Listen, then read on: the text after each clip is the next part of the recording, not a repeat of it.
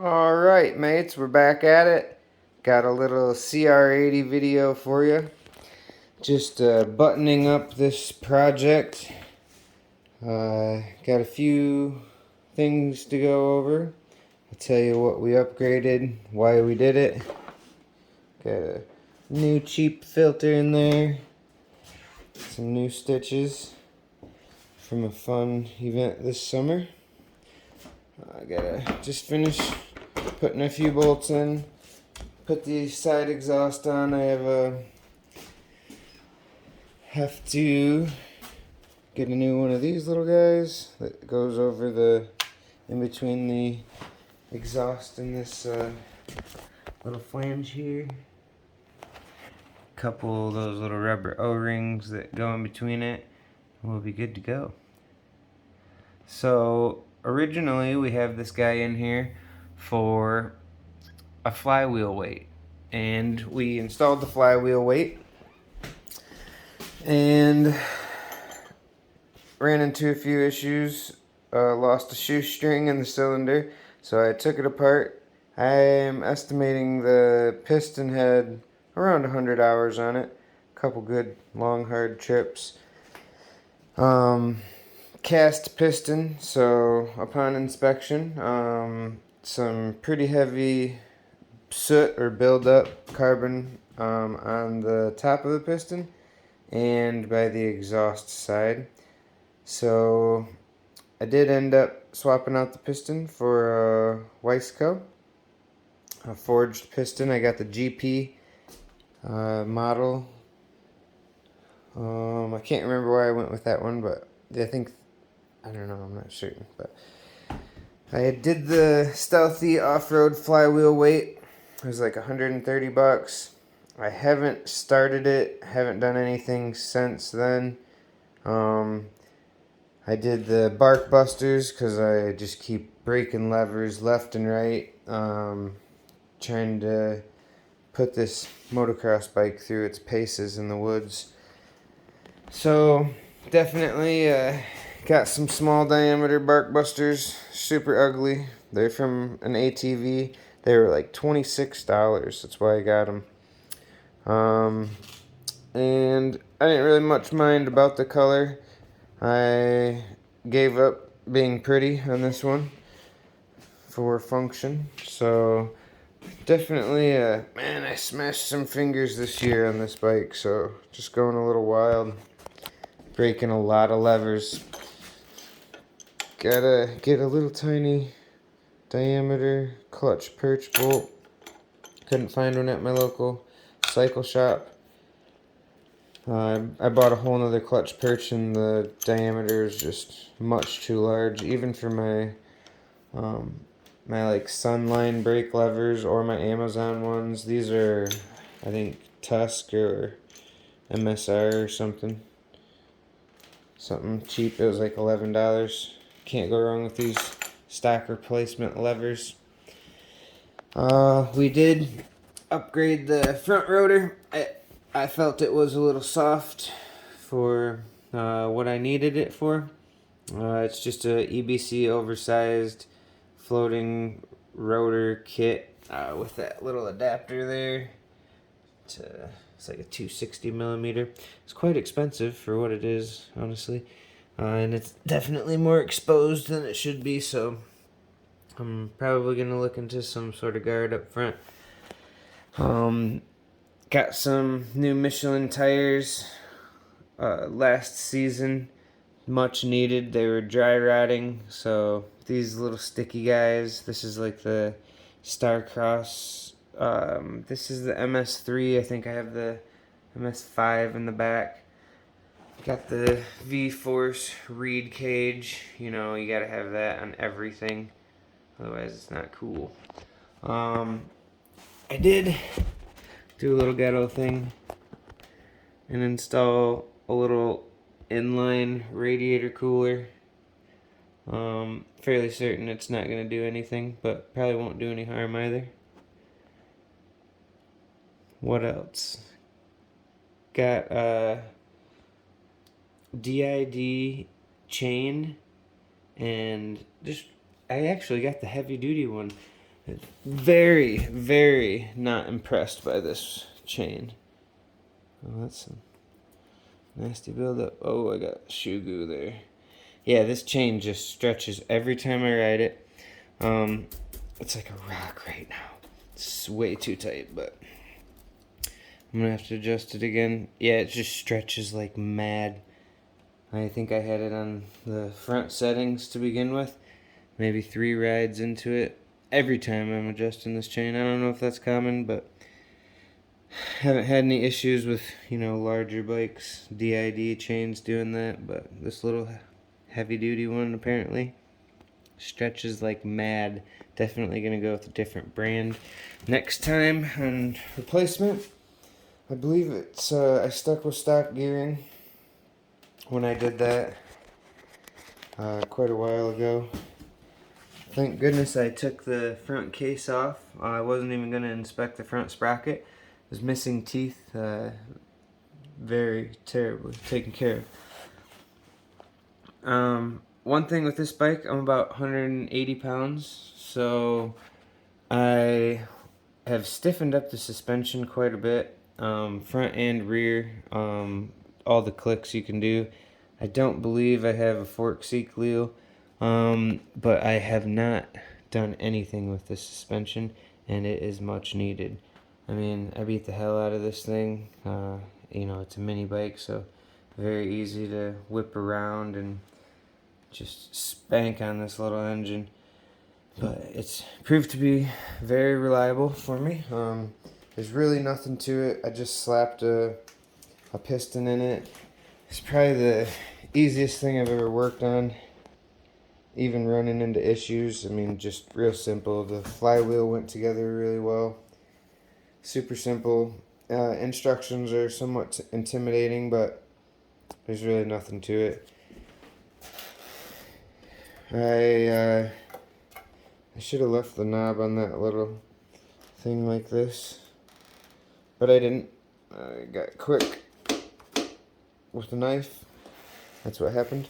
I will probably in the future look into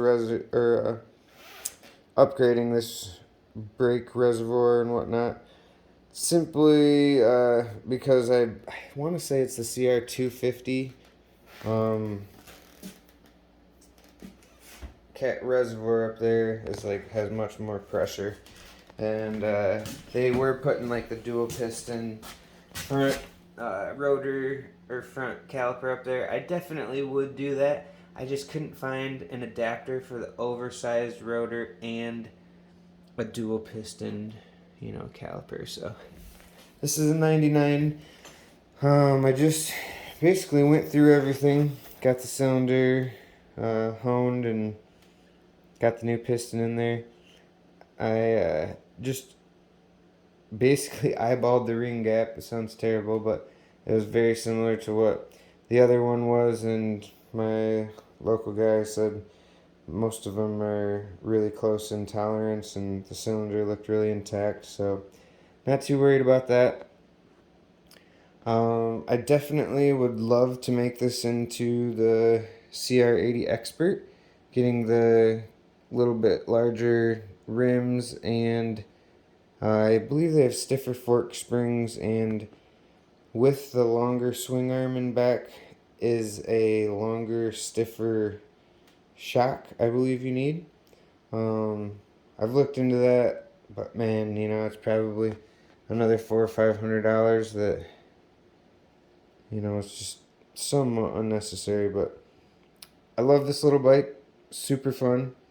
I just pick it up, throw it in the back of the truck, go riding. It's been really reliable. Got the Renthal bar pad on there on the stock bars to look cool. Gotta be looking cool. Yeah, I think that's most of what I've done to this thing. Just kind of making it a little more woods friendly. Hopefully, throw the girlfriend on it, get her used to the clutch, and it should be much more tame with that flywheel weight. Less stalling, a lot less zippy. I really liked all the characteristics of this other than hill climbing and, you know, going through rough stuff.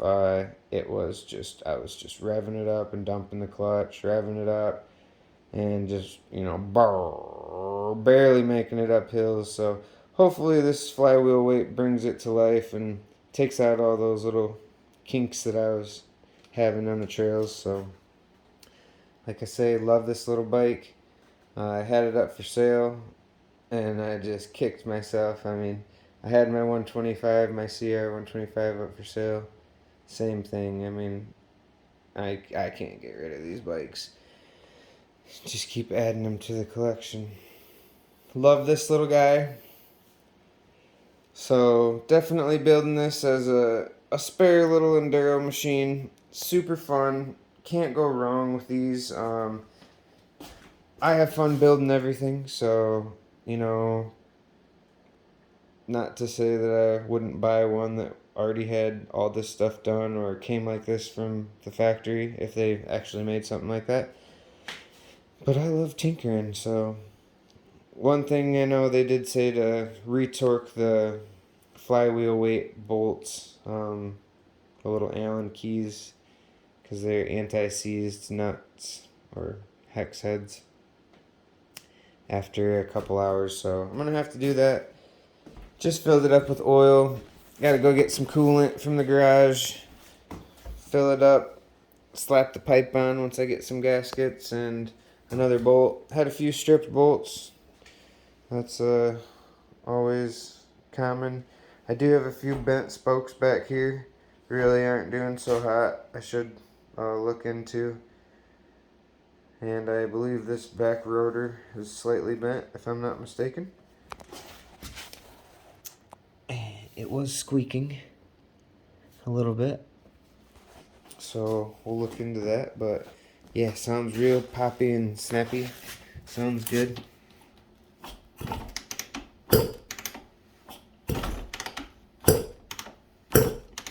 Yeah, she's getting tight in there right now, so yeah, should be fun. Should be good. This is my new Sherco.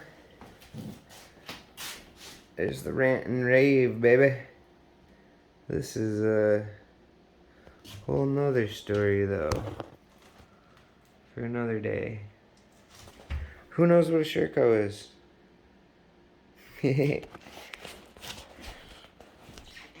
But I do love this little Honda. I mean, such a sick little bike. I love the Honda's 99 color scheme.